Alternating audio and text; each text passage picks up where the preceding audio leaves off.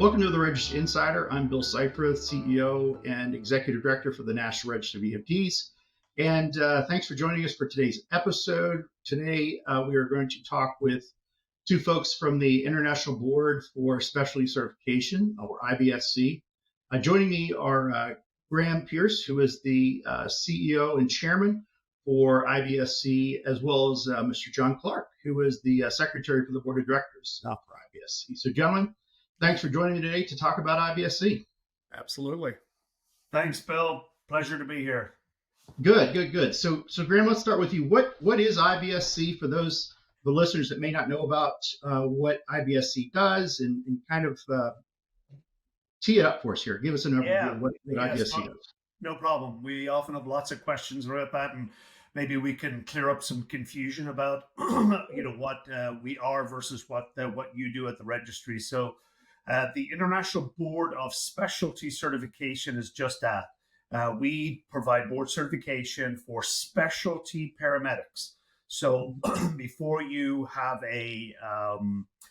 can get board certified with us, you have to, as a paramedic, you have to first have a standard paramedic in the country or state, etc., of where you're practicing. So things like if you have your entry-level paramedic in California, or your registry, either with the state or with registry, and then you want to become a flight paramedic, you can do that with us. But you cannot do that without first having your paramedic. So this is kind of like a board certification on top of your original certification. So it's true to its name. It's truly a specialty certification, which allows, obviously, for the EMS clinician, the professional, the paramedic, to gain that recognition for their specialty education and competence that they are offering to the profession. Exactly. And interestingly, Bill, we had to change the name years ago because when we first started, we were the BCC TPC, which was the Board for Critical Care Transport Paramedic Certification. Because at that time, Bill, it was really interesting. We didn't think that we were going to do anything more. We never had a plan to do anything more except with paramedic. And it wasn't until we got into the tactical role and we did the tactical paramedic exam. And then suddenly we were looking at, people want a tactical responder exam. Well, they were no longer paramedics. So that's why we changed to specialty certification rather than even just saying paramedics. And as you know, in the community paramedic world, there are roles now outside of just paramedic for that as well. So we just changed it to a name that would be broader and allow our vision, to proceed. Also, a lot fewer letters than your old name too. So make it a lot easier to say. Yeah, and so John, jump in for a second for a point of clarification. One thing that I think the best way to characterize what the examinations that we provide capture is that we're looking at master level paramedicine, but still, when you sit for the exam, it's entry level competency at that master level, and we kind of look at where people do well in that process, and it's people with 3 to 5 years of busy 911 experience before they sit for any of the critical care exams, or they're doing critical care transport. So that's what really differentiates it between state licensure or what the registry does, is that it's that master level paramedicine. So regarding some of the levels, so you've thrown out there critical care and flight paramedicine, can you give an overview for the audience of what are your examinations you offer right now, or the certifications, I should say? Yeah, as Graham alluded to, the first one that we did was the flight paramedic certification. Everybody on the board at that time, when we formed the board in the late 90s, were all practicing flight paramedics. And that really is what we thought we would do. And then, so flight paramedic, certified flight paramedic is the first one. And then we had a lot of people that came from the ground critical care world that said, well, I like the concept. I like where you're going with specialty certification, but I don't fly. How do we fix that? And so that was the impetus to create the critical care paramedic. So we have a FPC and then a CCPC. And then, as Graham said, because of some of our work that we were doing primarily with the United States Special Operations Command, US SOCOM, we created a tactical paramedic exam, then a tactical responder. The community responded with the need for a community paramedic examination. And so we created community paramedic. And then our most recent one, which Graham and I are both sporting the logo for, is Wilderness Paramedic, which is our most recent examination process. And that's for people functioning in kind of a remote and austere medicine setting that do wilderness EMS. Good, and that's taking off pretty well from what I'm reading and what I'm hearing. Yeah, kudos to Kentucky for being the first state to recognize it and require it. But yeah, the recognition is growing. And interestingly, while we have the word international board in our name, a lot of them are really U.S. centric, especially the community paramedic. But the wilderness paramedic is really receiving good recognition and use throughout kind of the international market as well. And I think, Bill, if I could just add in there, because it comes up a lot, questions on social media is, why are we doing this exam versus another exam? So it's very important that we as a board never wake up any morning and go, oh my God, what new exam can we do today? So our growth has all been organic, and it has all been because we had associations or institutions or organizations come to us and say, hey, listen, we have a problem. We are lacking a standard in this area or that area. And they ask if we're, interested in doing it. The process, as you well know, Bill, of putting together a valid exam at this level is incredibly costly and really, really time consuming. So it's always driven by an outside need. They come to us, and it has never, ever been driven from the inside out. Good. So with that, I want to get to one of your newest exams that you're entertaining. But before that, you talked about the effort you need to go through to do a valid, reliable, psychometrically sound, and legally defensible exam. A few of your exams are accredited by the same organization that accredits our exams, the National Commission on Certifying Agencies. So NCCA accreditation. You've gone through that rigorous process to make sure that you have sound exams that are fair, valid, reliable, psychometrically sound. So you went through those or continue to go through those rigors just as we do for the 4 core exams at the National Registry. Yeah, it's probably, I would describe it as your worst trip to the dentist and there's no Novocaine. So and back when I was working in the hospital system, whether it was a CAMES accreditation or a JACO accreditation, all of these things are really a pain in your butt because you don't have the time in your day to really get in and do the work that's necessary with them arriving. And it always seems to be at the wrong time. But you know what? I never went through any of them where after the fact, I wasn't very glad. I'm like, hey, that was awesome. It brought some clarity. It made us dig into and see things. And it's just really good to have an outside perspective on what we're doing. And it's really good that when the accrediting body looks at what we do, they're comparing what we do to what you do and to what everybody else does so that there is a standard across the board. And at the end of the day, that brings better patient care. And that's what we've always been about. Yeah, well, if I can add, we've been accredited. We're in our second cycle, heading into the 10-year mark with accreditation. And our ALS exams are accredited. So flight paramedic, critical care paramedic, community paramedic, and tactical paramedic. Wilderness paramedic will be, but as you know, it takes a certain amount of time or a certain number of, what they call exposures in order to submit it for accreditation. So probably next year we'll go ahead and submit that. The tactical responder exam is, again, it's a low volume exam. And so it will, in the future, go through the NCCA process, just to be clear, provide some clarity for the audience. Good. Appreciate that. So either one of you, tell me a little bit about this new exam that you're looking at potentially creating, this program you're creating related to hospital. It obviously had a pretty big reaction on social media some time ago, but Graham, what's your view? Yeah, sure, Bill. So we were approached once again by a couple of very large health systems, and they came to us and said, hey, listen, we have several hundred paramedics that are working at and above their scope of practice in the hospital setting, but we have no standard for them. So these current health systems are bringing these paramedics in because of a lack of staffing in different units. So these paramedics are working in the emergency department, predominantly cath lab, and in the ICUs. Now, there are lots of paramedics out there who are working as ER techs. So they're working below their scope of practice at an ER tech level. That's not what we're talking about here. So they came to us and they really felt like that they were creating their own exam. They had put together their own exam. Their medical director had decided what their scope of practice should look like. And it was it was the only way that they knew how to do it at the time. So they came and asked us, would we be interested in looking at this and creating a standard? So we said, well, we're listening.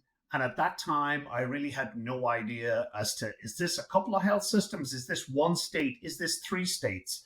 We're not interested in providing a standard that is only being done in 1 or 2 or 3 states in the United States. That's not a standard. Those should be state-specific stuff. So the first thing we did was I needed to know, of all of the states in the U.S., how many states allow this and how many states our paramedics are working at this level. So we put out a little survey just before the holidays here, and it was entertaining. And the questions we were asking were very simple. Do you work in a state or do you work in a hospital in a state that allows you to work at or above? If you work below, we pull those statistics out. And then of those people who said, yes, we work above our scope, then we asked for examples of what do you do that is above your scope. So we just crunched the first set of numbers on it, Bill, and it looks like, now this is very, very early, and it could be a lot more than this, but we know it's really not less than this. We have 25 of the states that we know that we have verified that they have paramedics working in hospitals at or above their paramedic scope of practice.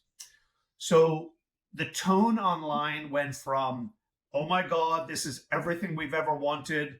This is a great transition for paramedics that want to get out of the street and perhaps work a Monday to Friday, an 8 to 5 job, gives them other options, to, you guys need to stay out of this. This is a nursing role. I've always supported the IBSC, but this is clearly a nursing role. So all over the place is what this was. So the next step that we agreed to at our meeting this week, Bill, is now that we have the data and we're focused in on those 25 states, we're now going to go back to the people that responded in those states and get into greater depth of, okay, who do you work for? What hospital system is this?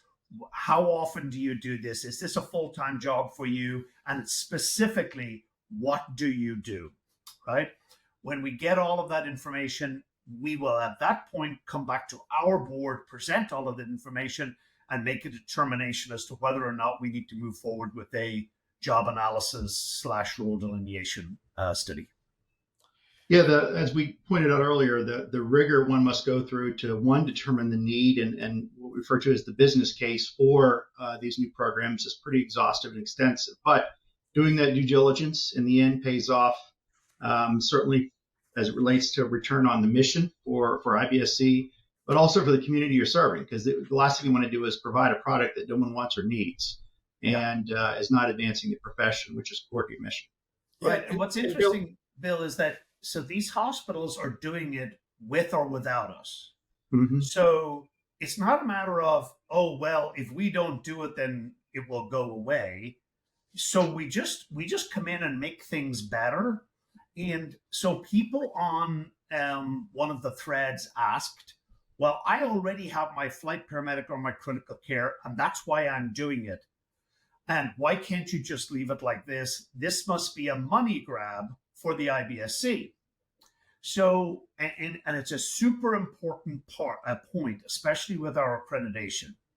When we were flight paramedics and everybody thought, well, if you want to do ground critical care, it's probably exactly the same as what the flight guys are doing. It's both advanced level paramedicine, right? So, but the only way to prove that out, as you know, is that the first thing you got to do is you got to do a job analysis. And if the job analysis says that the two roles are the same, great. Now you can have one exam. But for example, with the critical care, when we completed the critical care, which we were sure was going to come out to be exactly the same as flight paramedic, it was absolutely not true. And the people on the ground were doing a much higher level of high risk OB and neonatal and things like that simply weren't on the other. So the same thing applies here. When we do the job analysis and we come out and we go, oh my God, this is exactly the same as flight paramedic or something like that, then we can answer that question then. But you cannot answer that question beforehand because that's just not the way it's done. Our accreditation body would yank our accreditation over us. Good. John, you were saying something? Yeah, I was going to say that I think when especially looking at this last social media post that went out and the discussion surrounding that is that I think in some of the paramedics that are answering or making some statements about why do I need this? This is just a money grab. The reality is that you have to look at credentialing within a hospital system. And, as on the risk regulatory side that I look at so closely is this is a tremendous mechanism for the hospital systems to have a place to put that paramedic and maximize their efficiency, their skill set, and provide the best patient care that they can otherwise that they could never do. And if you look at most state statutes, the guidance, the regulatory guidance provided by the EMS agency, whatever that is at the state level, ends at the hospital door.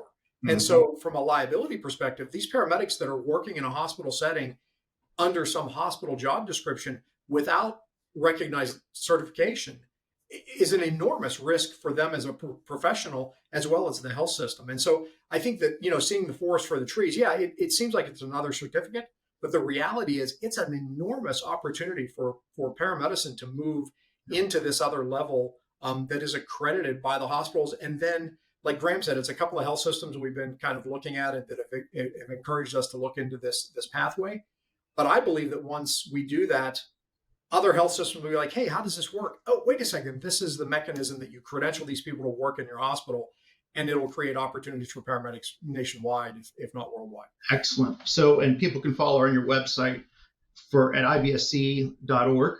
Are there other places they could or should go to find out more, certainly about this upcoming exam, but any of the other exams that are currently in place?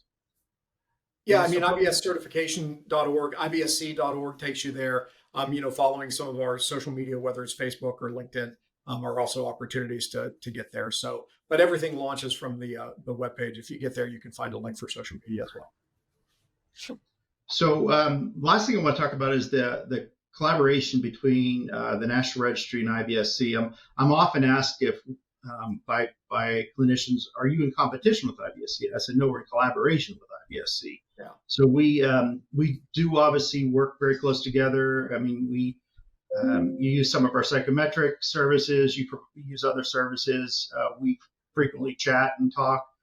We are on the same level as it relates to advancing the profession through what you do, especially certification organization, through what we do as kind of, I use this as the core certification group for EMS. So, and obviously we recognize your examinations give credit to EMS clinicians who obtain any of your certifications, and you do likewise. You recognize EMS or National Registry continued competence or continued education credit. So we do closely collaborate with one another, and certainly from the registry's perspective, we enjoy that collaboration and look forward to continue to collaborate with you.